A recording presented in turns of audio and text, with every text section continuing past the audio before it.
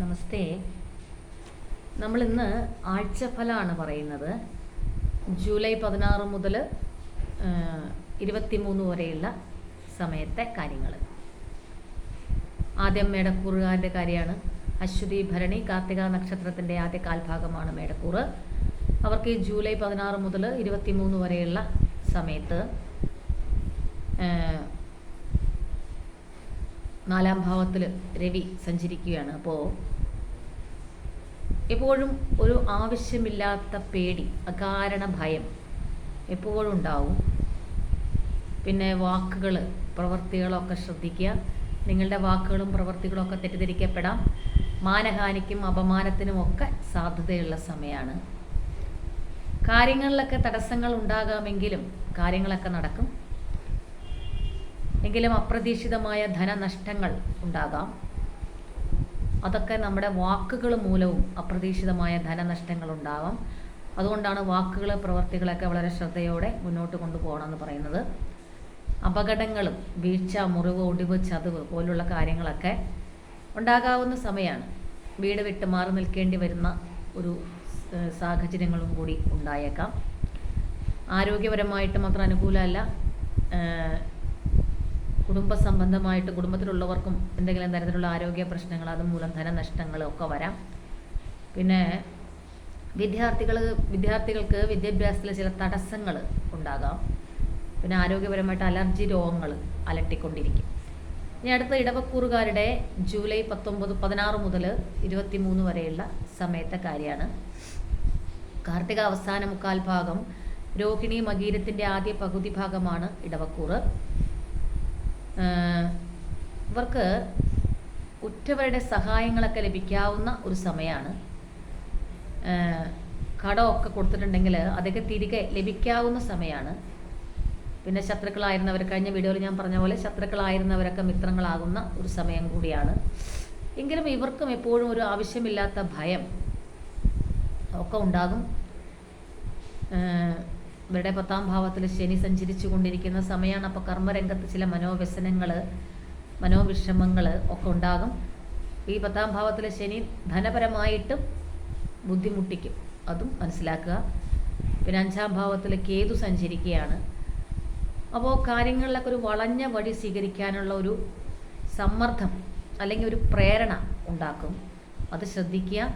കാരണം ഭാഗ്യാനുഭവങ്ങൾ കുറവായ ഒരു സമയമാണ് 5-ാം ഭാവത്തിൽ കേതു സഞ്ചരിക്കുമ്പോൾ. കാരണം പൂർവ്വപുണ്യ ഭാവമൊക്കെ, ആ ഭാഗ്യാനുഭവങ്ങൾ കുറയുന്ന സമയമാണ്.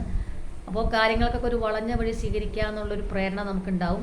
അതൊക്കെ വളരെ ഉപേക്ഷിക്കുക. ശ്രദ്ധയോടെ കാര്യങ്ങൾ മുന്നോട്ട് കൊണ്ടുപോവുക. വാക്കുകൾ, പ്രവൃത്തികളൊക്കെ വളരെ ശ്രദ്ധയോടെ ഉപയോഗിക്കുക.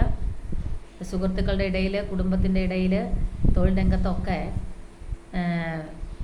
വാക്കുകൾ കൈകാര്യം ചെയ്യുമ്പോൾ, പ്രവൃത്തികൾ കൈകാര്യം ചെയ്യുമ്പോൾ വളരെയധികം സൂക്ഷ്മതയോടെ കൈകാര്യം ചെയ്യുക. പിന്നെ ഉറ്റവരുമായിട്ട് വേർപെട്ട് നിൽക്കുന്ന സാഹചര്യങ്ങളും ഇടവക്കൂറുകാർക്ക് ഉണ്ടാകാം. അടുത്തത് മിഥുനക്കൂറുകാരുടെ 16 മുതൽ 23 വരെയുള്ള, ജൂലൈ 16 മുതൽ 23 വരെയുള്ള സമയത്ത് മിഥുനക്കൂറ്, അതായത് മകീരത്തിൻ്റെ അവസാന പകുതി, തിരുവാതിര, പുണർദത്തിൻ്റെ ആദ്യ മുക്കാൽ ഭാഗമാണ് മിഥുനക്കൂറ്. അവർക്ക് 12-ാം ഭാവത്തിൽ വ്യാഴം സഞ്ചരിക്കുകയാണ്. ഇപ്പോൾ ചൊവ്വയും കൂടി 12-ാം ഭാവത്തിലേക്ക് വരികയാണ്. അപ്പോൾ എപ്പോഴും ഒരു ഈശ്വരാധീനക്കുറവ്, പിന്നെ ചിലവുകൾ വർദ്ധിക്കും. ധനപരമായിട്ട് വരവൊക്കെ ഉണ്ടാകുമെങ്കിലും ചിലവുകളും അതേപോലെ തന്നെ വർദ്ധിക്കുന്ന സമയമാണ്. ദൂരദേശ യാത്രകളൊക്കെ ഉണ്ടാകാം. 2-ാം ഭാവത്തിൽ രവി സഞ്ചരിക്കുകയാണ്. അപ്പോൾ അതും ശത്രുക്കൾ മൂലമുള്ളൊരു ഭയം അതൊക്കെ ഉണ്ടാക്കിത്തരുന്നതാണ്. മനോവ്യസനങ്ങൾ ഉണ്ടാക്കിത്തരും.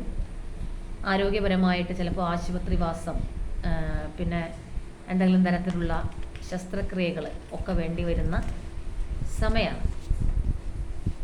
അതുമൂലം ചിലവുകൾ ഇതൊക്കെ ഉണ്ടാകാവുന്ന സമയമാണ്. ഉദര സംബന്ധമായ അസുഖങ്ങൾ ഒക്കെ ഉണ്ടാകാം ആരോഗ്യരംഗത്ത്. ഉറ്റവരുടെ സഹായങ്ങൾ ലഭിക്കും. പിന്നെ കാര്യങ്ങളൊക്കെ തന്ത്രപരമായിട്ട് നേടാനുള്ളൊരു കഴിവും ഉണ്ട് ഈ സമയത്ത് അവർക്കുണ്ടാകും. എങ്കിലും ശാരീരിക ക്ലേശങ്ങൾ വർദ്ധിക്കുന്ന സമയം കൂടിയാണ്. 4-ാം ഭാവത്തിൽ കേതു സഞ്ചരിക്കുകയാണ്. അപ്പോൾ സ്വജനങ്ങളുമായിട്ട് കലഹങ്ങൾ, അഭിപ്രായ വ്യത്യാസങ്ങൾ, വിരഹങ്ങൾ ഇതൊക്കെ ഉണ്ടാകാം. 4-ാം ഭാവത്തിലെ കേതു മാതാവിന് അല്ലെങ്കിൽ മാതൃസംബന്ധമായിട്ടുള്ളവർക്കൊക്കെ ക്ലേശങ്ങൾ നൽകുകയും ചെയ്യും. അവരുടെ ആരോഗ്യപരമായിട്ടുള്ള കാര്യങ്ങളിലൊക്കെ ശ്രദ്ധിക്കുക. ഇനി അടുത്ത കർക്കിടകക്കൂറുകാരുടെ ഈ 16 മുതൽ 23 വരെയുള്ള സമയം. കർക്കിടകക്കൂറ് എന്ന് പറയുന്നത് പുണർദത്തിൻ്റെ അവസാന 1/4 ഭാഗം, പുണർ നക്ഷത്രത്തിൻ്റെ അവസാന 1/4 ഭാഗം, പൂയം ആയില്യം നക്ഷത്രക്കാരാണ് കർക്കിടകക്കൂറ്. അവർക്ക് യാത്രകൾ ധാരാളം ചെയ്യേണ്ടി വരും. ശാരീരിക ക്ലേശങ്ങൾ, കാരണം ജന്മത്തിൽ രവി സഞ്ചരിക്കുകയാണ്. അപ്പോൾ കുറച്ച് ശാരീരിക ക്ലേശങ്ങളൊക്കെ ഉണ്ടാകും. തൊഴിൽ ഗുണവും ഒക്കെ ഉണ്ടാവും.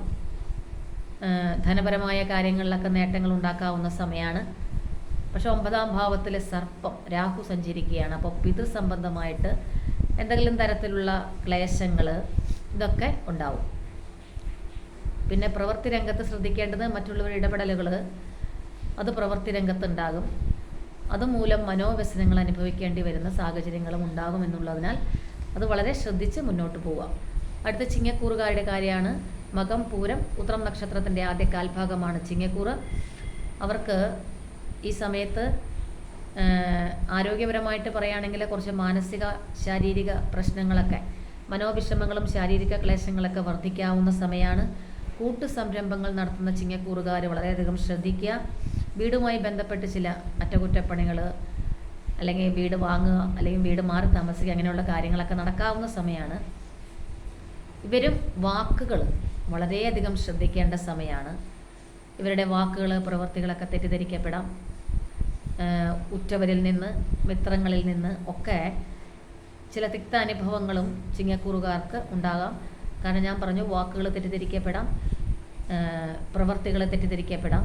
ഇവരുടെ അമിത ആത്മവിശ്വാസം മറ്റുള്ളവരിൽ തെറ്റിദ്ധരിക്കപ്പെടുന്ന കാര്യങ്ങളൊക്കെ ഉണ്ടാക്കി കൊടുക്കും. അതുമൂലം ധനനഷ്ടവും വരാം. അതുകൊണ്ട് വാക്കുകൾ, പ്രവൃത്തികളൊക്കെ വളരെ ശ്രദ്ധിച്ച് ചിങ്ങക്കൂറുകാരെ മുന്നോട്ട് കൊണ്ടുപോവുക.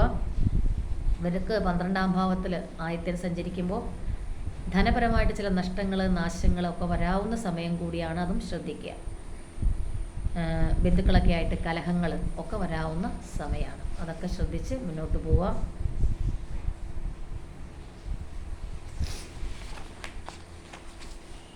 ഇനി അടുത്തത് കന്യക്കൂറുകാരുടെ ജൂലൈ 16 മുതൽ 23 വരെയുള്ള സമയത്തെ കാര്യങ്ങൾ. കന്യക്കൂറ് എന്ന് പറയുന്നത് ഉത്രത്തിൻ്റെ അവസാന 1/4 ഭാഗം, അത്തം ചിത്തിരയുടെ ആദ്യ പകുതി ഭാഗമാണ്. ഇവർക്ക് 7-ാം ഭാവത്തിൽ രാഹു സഞ്ചരിക്കുകയാണ്. ലഗ്നത്തിൽ കേതു സഞ്ചരിക്കുകയാണ്. അപ്പോൾ കഴിഞ്ഞ വീഡിയോയിൽ ഞാൻ പറഞ്ഞ പോലെ അനാവശ്യമായ പിടിവാശിയൊക്കെ ഒഴിവാക്കുക. ദാമ്പത്യ ജീവിതത്തിലെ 7-ലെ രാഹുവും അതിൻ്റെ ദൃഷ്ടിയും ഒന്നും അത്ര അനുകൂലത ഉണ്ടാക്കി തരില്ല. ലഗ്നത്തിൽ കേതു സഞ്ചരിക്കുമ്പോൾ കുറച്ച് അഹങ്കാരവും ശാഠ്യവും ഒക്കെ കൂടുന്ന സമയമാണ്. അത് കുടുംബജീവിതത്തിൽ ബാധിക്കാതെ ശ്രദ്ധിക്കുക. പിടിവാശി ഇതൊക്കെ ഉണ്ടാകാവുന്ന സമയമാണ്. കുടുംബജീവിതത്തിൽ ചില സംശയങ്ങൾ, തെറ്റിദ്ധാരണകളൊക്കെ ഉണ്ടാകാം. അതൊക്കെ വളരെ ശ്രദ്ധിച്ച് കൈകാര്യം ചെയ്ത് മുന്നോട്ട് കൊണ്ടുപോവുക. പിന്നെ ധനലാഭവും ഒക്കെ 11-ലെ ആദിത്യൻ ഉണ്ടാക്കിത്തരും. എങ്കിലും ഇവർക്ക് 9-ാം ഭാവത്തിൽ ഇപ്പോൾ വ്യാഴം സഞ്ചരിക്കുകയാണ്. അപ്പം കർമ്മരംഗത്ത് കുറച്ച് കർമ്മപുഷ്ടിയൊക്കെ ഉണ്ടാകുന്ന സമയമാണ്. കാര്യങ്ങളൊക്കെ നടന്നു കിട്ടുമെങ്കിലും ധനപരമായ നഷ്ടങ്ങൾക്കും ഇടവരുത്തുന്ന സമയമാണ്. ശത്രുപീഡകൾ ഉണ്ടാകാം. ഞാൻ പറഞ്ഞില്ലേ, കുറച്ച് അഹങ്കാരം, ശാഠ്യം, പിടിവാശിയൊക്കെ കൂടാവുന്ന സമയമായതുകൊണ്ട് ശത്രുക്കൾ വർദ്ധിക്കാവുന്ന സമയമാണ്. രോഗാരിഷ്ടതകളും വർദ്ധിക്കാവുന്ന സമയമാണ്. ഇതൊക്കെ ശ്രദ്ധിച്ച് മുന്നോട്ട് പോവുക. വിദേശവുമായി ബന്ധപ്പെട്ടുള്ള കാര്യങ്ങളിൽ ഗുണം ഉണ്ടാകുന്ന സമയമാണ്. സാഹസിക പ്രവൃത്തികളിൽ ഏർപ്പെടരുത്. അമിത ആവേശം അല്ലെങ്കിൽ മറ്റുള്ളവരുടെ പ്രേരണ, ഇതൊക്കെ സാഹസിക പ്രവൃത്തികളിൽ ഏർപ്പെടാനുള്ള സാഹചര്യങ്ങൾ ഉണ്ടാക്കും. അങ്ങനെയുള്ള കാര്യങ്ങളൊക്കെ ഒഴിവാക്കുക. പിന്നെ ആരോഗ്യരംഗത്താണെങ്കിൽ ചില അണുബാധകൾ മൂലം ചില ആരോഗ്യ പ്രശ്നങ്ങളും പനി മൂലമുള്ള ചില ആരോഗ്യ പ്രശ്നങ്ങളൊക്കെ ഉണ്ടാകാവുന്ന സമയമാണ്. അതൊക്കെ ശ്രദ്ധിച്ച് മുന്നോട്ട് പോവാം. ഇനി അടുത്ത തുലാക്കൂറുകാരുടെ ജൂലൈ 16 മുതൽ 23 വരെയുള്ള തീയതിയിൽ ഒരാഴ്ചത്തെ ഫലം. തുലാക്കൂറ് എന്ന് പറയുന്നത് ചിത്തിരയുടെ അവസാന പകുതി, ചോതി വിശാഖത്തിൻ്റെ ആദ്യ 1/4 ഭാഗമാണ്. അപ്പോൾ ഇവർക്ക് അഷ്ടമത്തിൽ വ്യാഴം സഞ്ചരിക്കുകയാണ്, അതോടുകൂടി ചൊവ്വയും. അപ്പോൾ അഷ്ടമത്തിലെ വ്യാഴം എപ്പോഴും ഒരു ഈശ്വരാധീനക്കുറവും രോഗാരിഷ്ടതകളും ഒക്കെ ഉണ്ടാക്കി തരുന്നതാണ്. അഷ്ടമത്തിലേക്ക് ചൊവ്വ വരുമ്പോൾ ശത്രുപീഡകൾ ഉണ്ടാകാവുന്ന സമയം കൂടിയാണ്. എങ്കിലും 6-ാം ഭാവത്തിലെ രാഹു കർമ്മഗുണം, ധനപരമായിട്ടുള്ള ഗുണം ഇതൊക്കെ ഉണ്ടാക്കിത്തരും. ആത്മീയ കാര്യങ്ങളിൽ താല്പര്യം, കാര്യങ്ങളിൽ ഊർജ്ജസ്വലത, കാര്യവിജയം ഇതൊക്കെ 6-ാം ഭാവത്തിൽ രാഹു ഉണ്ടാക്കിത്തരും. എങ്കിലും വൈറസ് സംബന്ധമായ എന്തെങ്കിലും തരത്തിലുള്ള രോഗങ്ങൾ ഇടയ്ക്കിടയ്ക്ക് ഇങ്ങനെ അലട്ടിക്കൊണ്ടിരിക്കും. 8-ാം ഭാവത്തിലെ വ്യാഴമാണ്. അതുകൊണ്ട് എടുത്തു ചാടി ഒരു കാര്യത്തിലും പ്രവർത്തിക്കാതിരിക്കുക. പ്രത്യേകിച്ച് തൊഴിൽ മേഖലകളിൽ ഉന്നതാധികാരികളൊക്കെ ആയിട്ട് അല്ലെങ്കിൽ മേലുദ്യോഗസ്ഥരൊക്കെ ആയിട്ട് ചില അല്ലറ ചില്ലറ പ്രശ്നങ്ങളൊക്കെ കലഹങ്ങളൊക്കെ ഉണ്ടാകാൻ സാധ്യതയുണ്ട്. അതിന് മറ്റുള്ളവർ പ്രേരിപ്പിക്കുകയും ചെയ്യും. കൂടെ ജോലി ചെയ്യുന്നവരിൽ നിന്നൊക്കെ പ്രേരണ ഉണ്ടാവുകയും ചെയ്യും. അതുകൊണ്ട് എടുത്തു ചാടി പ്രവർത്തിക്കാതിരിക്കുക. ഇനി അടുത്തത് വൃശ്ചികക്കൂറുകാരുടെ ജൂലൈ 16 മുതൽ 23-ാം തീയതി വരെയുള്ള കാര്യം. വൃശ്ചികക്കൂറ് എന്ന് പറയുമ്പോൾ വിശാഖത്തിൻ്റെ അവസാന കാൽഭാഗം അനിഴം തൃക്കേട്ട നക്ഷത്രക്കാരാണ് വൃശ്ചികക്കൂറ്. അവർക്ക് ആഗ്രഹ സാഫല്യമൊക്കെ ഉണ്ടാകാവുന്ന ഒരു സമയമാണ്. സുഹൃത്ത് ഗുണങ്ങൾ, യാത്രാ ഗുണം ഇതൊക്കെ ഉണ്ട്. എങ്കിലും ചെറിയ മനോക്ലേശങ്ങളും തൊഴിലിടങ്ങളിൽ കുടുംബത്തിൽ ഒക്കെ ചെറിയ വിഷമങ്ങൾ അനുഭവിക്കാനുള്ള യോഗം കൂടിയുണ്ട് എന്നുള്ളത് ശ്രദ്ധിക്കുക. 9-ാം ഭാവത്തിലെ രാഹുവാണ്. അപ്പോൾ 9-ാം ഭാവത്തിൽ ആദിത്യനാണ്. കർക്കിടകത്തിലേക്ക് ആദിത്യം വരുമ്പോൾ 9-ാം ഭാവത്തിൽ ആദിത്യനാണ്. അപ്പോൾ പിതൃക്ലേശങ്ങൾ അല്ലെങ്കിൽ പിതൃവിരോധം ഒക്കെ സമ്പാദിക്കാവുന്ന സമയമാണ്. 4-ാം ഭാവത്തിൽ ശനി സഞ്ചരിച്ചു കൊണ്ടിരിക്കുകയാണ് വൃശ്ചികക്കൂറുകാർക്ക്. അപ്പോൾ കണ്ടകശനിക്കാലാണ്. അപ്പോൾ വാഹനമൊക്കെ ഓടിക്കുമ്പോൾ വളരെയധികം ശ്രദ്ധിച്ച് ഓടിക്കുക. മാതൃസംബന്ധമായിട്ട് അല്ലെങ്കിൽ അത്ര അനുകൂലമായ അല്ലെങ്കിൽ ആരോഗ്യപരമായിട്ടോ അല്ലെ അവരിൽ നിന്ന് എന്തെങ്കിലും തിക്ത അനുഭവങ്ങളോ ഒക്കെ ഉണ്ടാകാൻ സാധ്യതയുള്ള സമയമാണ്. എങ്കിലും വ്യാഴം 7-ാം ഭാവത്തിൽ സഞ്ചരിക്കുകയാണ്. നിവർത്തി സ്ഥാനത്തെ വ്യാഴം തടസ്സങ്ങളെയൊക്കെ മാറ്റിത്തരും. എങ്കിലും പെട്ടെന്നുള്ള തീരുമാനങ്ങൾ ഒഴിവാക്കുക, പ്രവർത്തികൾ ഒക്കെ ഒഴിവാക്കുക. പെട്ടെന്ന് എടുക്കുന്ന തീരുമാനങ്ങളും പ്രവർത്തികളൊക്കെ പരമാവധി ഒഴിവാക്കുക. അതിനുള്ള താല്പര്യം കൂടുന്ന ഒരു സമയമാണ്. അതുകൊണ്ട് തന്നെ പല അപവാദങ്ങളും കേൾക്കാവുന്ന സമയം കൂടിയാണ്. എങ്കിലും നിവർത്തി സ്ഥാനത്തെ വ്യാഴം എല്ലാ കാര്യങ്ങൾക്കും ഒരു നിവർത്തി തന്നെ ഉണ്ടാക്കി തരികയും ചെയ്യും. എന്നാലും ശ്രദ്ധിച്ച് വാക്കുകളും പ്രവർത്തികളും ഒക്കെ വളരെ ശ്രദ്ധിച്ച് മുന്നോട്ട് പോവാം. ഇനി അടുത്തത് ധനുക്കൂറുകാരുടെ ജൂലൈ 16 മുതൽ 23-ാം തീയതി വരെയുള്ളവരുടെ കാര്യം. ഇവർക്ക് ധനുക്കൂറ് എന്ന് പറയുമ്പോൾ അഷ്ടമത്തിലെ രവിയാണ്. അപ്പോൾ പ്രത്യേകിച്ച് വിദ്യാർത്ഥികളൊക്കെ ഒന്ന് ശ്രദ്ധിക്കുക. കാരണം ശാരീരിക ക്ലേശങ്ങൾ, ദേഹോപദ്രവങ്ങളൊക്കെ ഏൽക്കാവുന്ന സമയമാണ്. ധനുക്കൂറ് എന്ന് പറയുന്നത് മൂലം, പൂരാടം, ഉത്രാടത്തിൻ്റെ ആദ്യ കാൽഭാഗമാണ് ധനുക്കൂറ്. അപ്പോൾ ദേഹോപദ്രവമൊക്കെ ഏൽക്കാവുന്ന സമയമായതിനാൽ പെട്ടെന്നുള്ള എടുത്തുചാട്ടം, ദേഷ്യം ഒക്കെ ഒന്ന് നിയന്ത്രിക്കുക. പിന്നെ ധനപരമായ കാര്യങ്ങളിൽ ധനക്കൂറുകാർക്ക് അപ്രതീക്ഷിതമായ ധനച്ചിലവുകൾ വരാവുന്ന സമയമാണ്. അതുകൊണ്ട് തന്നെ സാമ്പത്തികപരമായ കാര്യങ്ങളിൽ വളരെയധികം ശ്രദ്ധ, കരുതൽ ഒക്കെ വേണ്ട സമയമാണ്. പ്രവർത്തന മേഖലകളിൽ ചില അസ്വസ്ഥതകൾ വന്നുപെടാം. 4-ാം ഭാവത്തിൽ സർപ്പം സഞ്ചരിക്കുകയാണ്, രാഹു സഞ്ചരിക്കുകയാണ്. അപ്പോൾ 4-ാം ഭാവത്തിലെ സർപ്പം കുടുംബജീവിതത്തിൽ ചില അസ്വസ്ഥതകൾ ഒക്കെ ഉണ്ടാക്കിത്തരും. 10-ാം ഭാവത്തിൽ കേതുവാണ്. അപ്പോൾ കർമ്മരംഗത്തും ചില ദുരിതാനുഭവങ്ങൾ ഒക്കെ ഉണ്ടാക്കിത്തരും, അല്ലെങ്കിൽ അസ്വസ്ഥതകളൊക്കെ ഉണ്ടാക്കിത്തരും. അത് രണ്ടും വളരെയധികം ശ്രദ്ധിച്ച് മുന്നോട്ട് പോവുക. 8-ാം ഭാവത്തിൽ ഇപ്പോൾ ശുക്രൻ സഞ്ചരിക്കുകയാണ്. അപ്പോൾ കുറച്ച് ഷാഠ്യ ബുദ്ധിയൊക്കെ കൂടും. അഷ്ടമത്തിലെ ശുക്രൻ കുറച്ച് ഷാഠ്യ ബുദ്ധിയൊക്കെ കൂടും.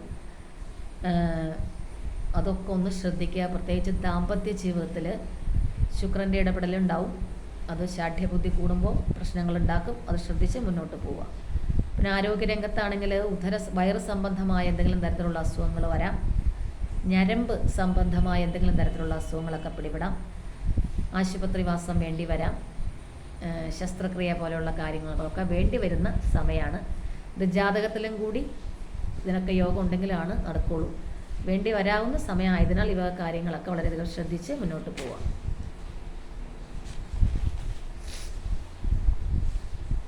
ഇനി അടുത്ത് മകരക്കൂറുകാരുടെ ജൂലൈ 16-ാം തീയതി മുതൽ 23-ാം തീയതി വരെയുള്ളവരുടെ കാര്യം. മകരക്കൂറ് എന്ന് പറയുന്ന ഉത്രാടത്തിൻ്റെ അവസാന മുക്കാൽ ഭാഗം, തിരുവോണം അവിട്ടത്തിൻ്റെ ആദ്യ പകുതി ഭാഗമാണ്. അപ്പോൾ ഇവർക്ക് വീട്ടിൽ ചില അറ്റകുറ്റപ്പണിയൊക്കെ നടത്താവുന്ന സമയം. പിന്നെ കുടുംബത്തിൽ മാതാവ്, സഹോദരങ്ങൾ എന്നിവരൊക്കെ ആയിട്ട് ബന്ധപ്പെട്ട ചില ആരോഗ്യ പ്രശ്നങ്ങൾ, ധനനഷ്ടങ്ങൾ ഒക്കെ വരാവുന്ന സമയമാണ്. 9-ാം ഭാവത്തിൽ കേതു സഞ്ചരിക്കുമ്പോൾ ഒരു ഭാഗ്യക്കുറവ് എപ്പോഴും അനുഭവപ്പെടും. എന്ത് കാര്യത്തിലും പിതൃസ്ഥാനീയർക്ക് ക്ലേശങ്ങൾ അനുഭവപ്പെടാവുന്ന സമയം. 3-ാം ഭാവത്തിൽ സർപ്പം സഞ്ചരിക്കുകയാണ്. അപ്പോൾ കുറച്ച് പിടിവാശി, ദൃഢനിശ്ചയം ഒക്കെ കൂടാം. അത് ദാമ്പത്യ ജീവിതത്തിൽ പ്രശ്നങ്ങളുണ്ടാകാതിരിക്കാൻ ശ്രദ്ധിക്കുക. ധനപരമായിട്ടൊക്കെ ഇവർക്ക് ഗുണമുള്ള സമയമാണ്. തൊഴിലഭിവൃദ്ധിയൊക്കെ ഉണ്ടാവും. എങ്കിലും എപ്പോഴും ഒരു അകാരണ ഭയം എപ്പോഴും മനസ്സിലിങ്ങനെ അലട്ടിക്കൊണ്ടിരിക്കും. പിന്നെ 7-ാം ഭാവത്തിൽ രവി സഞ്ചരിക്കുമ്പോൾ സഞ്ചാരം, അതായത് യാത്രകൾ ഉണ്ടാവുകയും ചെയ്യും. ഇനി അടുത്ത കുംഭക്കൂറുകാരുടെ 16-ാം തീയതി മുതൽ 23-ാം തീയതി വരെയുള്ള കാര്യങ്ങൾ. അവിട്ടം നക്ഷത്രത്തിൻ്റെ അവസാന പകുതി, ചതയം പുരുട്ടാതിയുടെ ആദ്യ മുക്കാൽ ഭാഗമാണ് കുംഭക്കൂറ്. അവർക്ക് സാമ്പത്തിക ലാഭമൊക്കെ ഉണ്ടാകും, പ്രവർത്തന മികവ് ഒക്കെ ഉണ്ടാകും. 6-ാം ഭാവത്തിൽ ആദിത്യൻ സഞ്ചരിക്കുമ്പോൾ ശത്രുക്കളെ അല്ലെങ്കിൽ ശത്രുനാശം, ഇതുവരെ ഉണ്ടായിരുന്ന ശത്രുക്കളൊക്കെ മിത്രങ്ങളാകുന്ന അവസ്ഥകളുണ്ടാകും. വീടു സംബന്ധമായിട്ടുള്ള കാര്യങ്ങളിലും ഗുണമാണ്. കുറച്ച് ധൈര്യമൊക്കെ കൂടും, കാര്യനിർവഹണ ശേഷിയൊക്കെ ഉണ്ടാകും. സഹോദരങ്ങൾക്ക് ഗുണമാണ്. എങ്കിലും എടുത്ത് ചാടി ഒരു കാര്യത്തിലും പ്രവർത്തിക്കരുത് കുംഭക്കൂറുകാർ. കാരണം ദേഹോപദ്രവമൊക്കെ ഏൽക്കാവുന്ന ഒരു സമയമാണ്, മറ്റുള്ളവരുടെ ഉപദ്രവങ്ങളൊക്കെ ഏൽക്കാവുന്ന സമയമാണ്. ഇവർ ഉറ്റവരിൽ നിന്നൊക്കെ വേർപെട്ട് താമസിക്കേണ്ടി വരുന്ന ഒരു സമയം കൂടിയാണ്. പ്രവർത്തന രംഗത്ത് ചില മാറ്റങ്ങളൊക്കെ കുംഭക്കൂറുകാർക്ക് വരാം. മിത്രങ്ങളിൽ നിന്ന് അല്ലെങ്കിൽ പ്രണയിക്കുന്നവർക്ക് ഇടയിലൊക്കെ ഒരു അകൽച്ച അല്ലെങ്കിൽ ഒരു മാറി നിൽക്കൽ ഒക്കെ വേണ്ടി വരുന്ന സമയമാണ്. എങ്കിലും ജന്മശനിയാണ്. എന്ത് കാര്യത്തിലും ഒരു പ്രവർത്തന മികവൊക്കെ ഉണ്ട് എന്ന് പറയുമ്പോഴും എന്ത് കാര്യത്തിലും ജന്മശനി ചില തടസ്സങ്ങൾ തരും. ആ തടസ്സങ്ങൾ തന്നതിന് ശേഷമാണ് കാര്യങ്ങളൊക്കെ നടക്കുകയുള്ളൂ. അത് പ്രത്യേകം ശ്രദ്ധിക്കുക. പ്രത്യേകിച്ച് ദാമ്പത്യ ജീവിതത്തിൽ ശ്രദ്ധിക്കുക. അഭിപ്രായ വ്യത്യാസങ്ങൾ ഉണ്ടാകാൻ സാധ്യതയുള്ള സമയമാണ്. അടുത്തത് മീനക്കൂറുകാരുടെ ജൂലൈ 16-ാം തീയതി മുതൽ 23-ാം തീയതി വരെയുള്ള കാര്യങ്ങൾ. ഉരുട്ടാതി അവസാന കാൽഭാഗം, ഉത്രട്ടാതി രേവതി നക്ഷത്രക്കാരാണ് മീനക്കൂറ്. അവർക്ക് ഗുണകരമായ യാത്രകൾ ഉണ്ടാകും. ധനപരമായിട്ട് ചെറിയ ഗുണം ഉള്ള സമയമാണ്. സന്താന ഗുണമൊക്കെ ഉണ്ടാവും. എങ്കിലും 5-ാം ഭാവത്തിൽ രവി സഞ്ചരിക്കുകയാണ്. അപ്പോൾ രോഗാരിഷ്ടതകൾ ഉണ്ടാകും. വ്യാഴം 3-ാം ഭാവത്തിൽ സഞ്ചരിക്കുകയാണ്. ഭൗതികമായ സുഖങ്ങൾ കുറയ്ക്കും. 3-ാം ഭാവത്തിൽ വ്യാഴം എപ്പോഴും ഭൗതിക സുഖങ്ങൾ കുറയ്ക്കും. ലഗ്നത്തിലെ രാഹുവാണ്, 7-ലെ കേതുവാണ്. അപ്പോൾ ഇതൊക്കെ ജീവിതത്തിൽ, ദാമ്പത്യ ജീവിതത്തിൽ അല്ലെങ്കിൽ ആരോഗ്യപരമായ കാര്യങ്ങളിലൊന്നും അത്ര അനുകൂലമായ അവസ്ഥയല്ല. വാക്കിൽ, പ്രവൃത്തിയിൽ ഒരു ധൈര്യം അല്ലെങ്കിൽ ഒരു ശാഠ്യബുദ്ധി, അഹങ്കാരമൊക്കെ വർദ്ധിക്കുന്ന സമയമാണ്.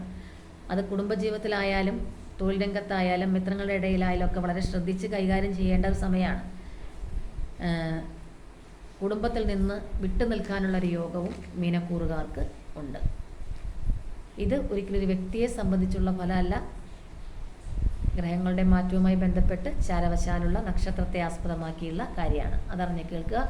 അപ്പോൾ എല്ലാവരും ഈശ്വരൻ അനുഗ്രഹിക്കട്ടെ എന്നൊരിക്കൽ കൂടി പ്രാർത്ഥിക്കുന്നു. എല്ലാവർക്കും